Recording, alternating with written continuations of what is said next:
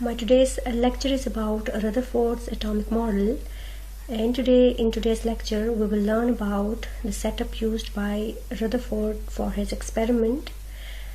What did he observe during his experiment and what he concluded from that observations.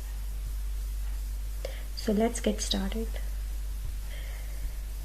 Okay students, as you know that in previous lecture I told you about Dalton's atomic theory. And you know that Dalton atomic theory was based on the idea that atom is indivisible particle. But with the discovery of subatomic particles, it was proved that atom is not an indivisible particle. It can be divided into electrons, protons and neutrons. So that idea was discarded that atom is an indivisible particle. But then the question arises that how these particles are arranged inside an atom of an element. To answer this question, many scientists performed experiments and did their research on the structure of atom. Rutherford was one of those scientists who performed experiments to find out the arrangement of the arrangement of electrons and protons in an atom. Rutherford performed an experiment in 1911 to determine the internal structure of the atom. His experiment is known as Rutherford's gold foil experiment because he used a gold foil during his experiment. He discovered the nucleus of the atom during this experiment. So today we are going to discuss that experiment performed by Rutherford. Okay, this is Rutherford who performed that famous gold foil experiment. Now let's see what was the setup he used for his experiment. Okay students, this was the experimental setup used by Rutherford. You can see he used a radioactive substance, a lead box, a deflection screen made of a zinc sulfide ZNS screen and a gold foil. Before explaining his experiment, I'll tell you about the substances he used during his experiment, that why he used these substances for his experiment. So let's start from radioactive substance. First of all, you must know what is meant by radioactive substance. So what is a radioactive substance? A substance which continually produces highly energetic and dangerous rays, that is alpha, beta or gamma rays. We have three types of rays: radioactive rays, alpha, beta or gamma. A substance producing one of these rays will be known as a radioactive substance. So now let's see what was the radioactive substance used by Rutherford for his experiment. So Rutherford used polonium metal as a source of alpha rays or particles. The radioactive material used by Rutherford was polonium. So you can see the radioactive substance present inside this lead box was polonium, okay, and the rays coming out of polonium were alpha rays or alpha particles. This substance was fully enclosed in lead box or lead container. There wasn't any hole except this one small hole at the front. This was a completely closed box in which the radioactive substance was present. This is just to show you that the substance is present inside. This is not the hole, okay? The hole is present at the front and that is a very small hole. So the radioactive substance used by Rutherford was polonium, and the rays coming out of polonium were alpha rays, okay? Now let's see why he used alpha rays for his experiment. Okay, so first of all you must know what are alpha particles or alpha rays. Alpha particles or alpha rays have double positive charge, okay? These are charged particles and they have double positive charge. You can say these are the nucleus of helium atom. As you know about helium atom, that helium atom has 2 electrons, 2 protons and 2 neutrons. If we remove 2 electrons from helium, then it will convert into a double positive ion, a helium ion. That double positive ion will be alpha particle, okay? So alpha particles or rays have double positive charge. Now, why he used alpha rays or particles for his experiment? Because alpha particles have high speed,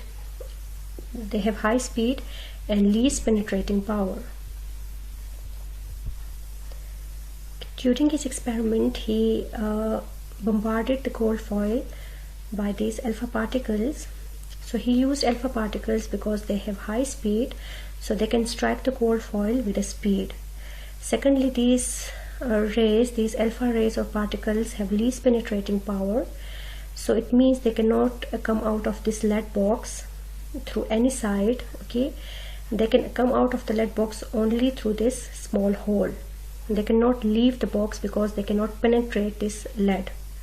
They have least penetrating power, so they cannot penetrate the lead box or the lead container. They can only come out of the lead container through this small hole. That is the reason why he used alpha particles. Now let's see why he used this lead box.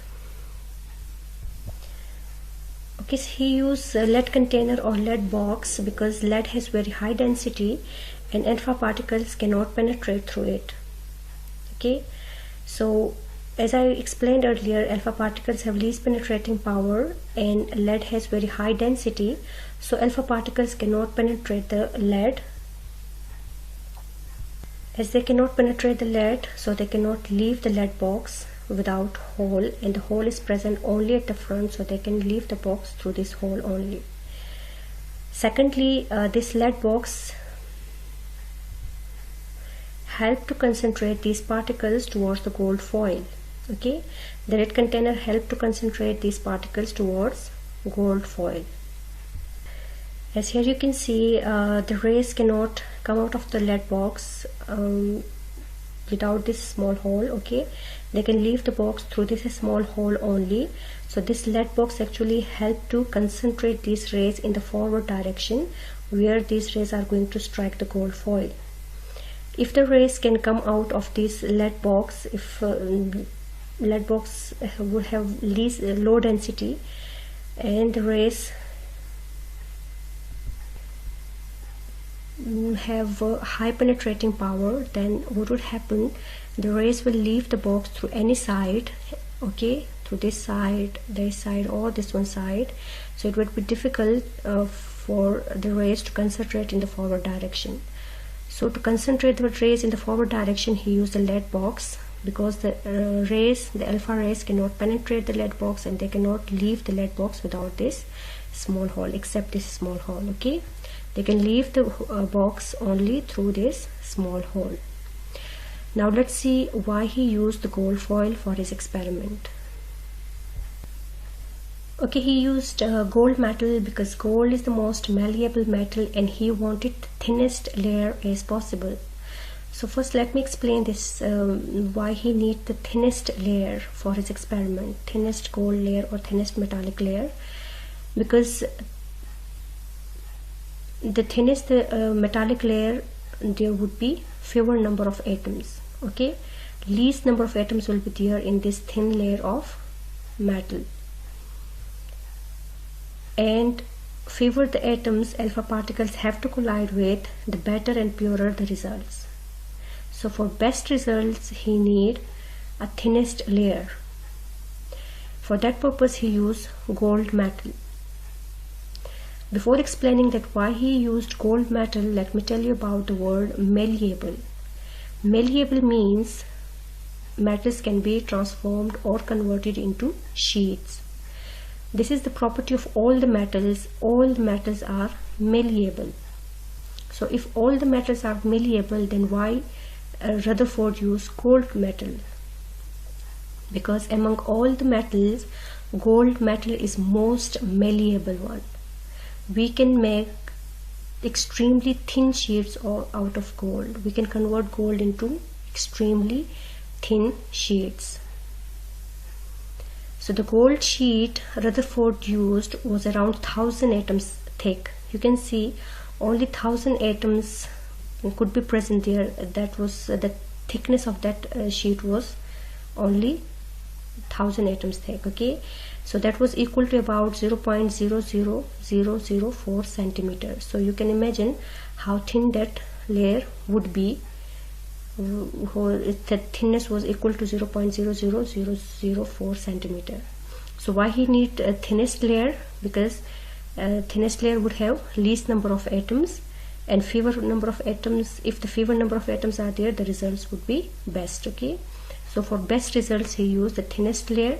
And why gold metal? Because gold metal is most malleable metal, and we can make extremely thin sheets from gold metal. You can see this is the gold metal, the gold foil he used for this experiment. Now the last one is this deflection screen, this zinc sulfide screen. Now why he used this zinc sulfide screen? So he used a zinc sulfide screen, ZNS, a zinc sulfide screen, because it emits a flash of light when struck by an alpha particle. So when these rays are bombarded on the gold foil, they pass through the gold foil, and when they strike on this ZNS screen, they produce a flash of light on that point where they strike with the ZNS screen. From this flash of light, he can observe where the alpha rays have actually strike on ZNS screen. Okay, so these were all about the substances he used during his experiment: a radioactive substance polonium, a lead box, gold foil, and this deflection screen made up of zinc sulfide, ZNS. So now let's see what was his experiment and what he observed during his experiment. For his experiment, he bombarded this gold foil by alpha particles coming out of polonium metal, which was present inside this lead box. When these alpha particles or rays strike the gold foil, they pass through the gold foil. From the flash of lights produced on the ZNS screen, Rutherford observed that most of the rays passed straight through the gold foil. Let's suppose if he used 20,000 rays, then out of these 20,000 rays, 19,990 rays were passed straight through the gold foil. The second observation was some of the rays, let's suppose 8 out of 20,000 rays, were deflected through small angle. And the third observation was only few rays, let's suppose 2 out of 20,000, were bounced back. So what were his observation? Most of the rays, you can see this thick line is representing most of the alpha particles or alpha rays. Most of the rays pass straight through the gold foil, and they produce a flash of light at the front of the gold foil.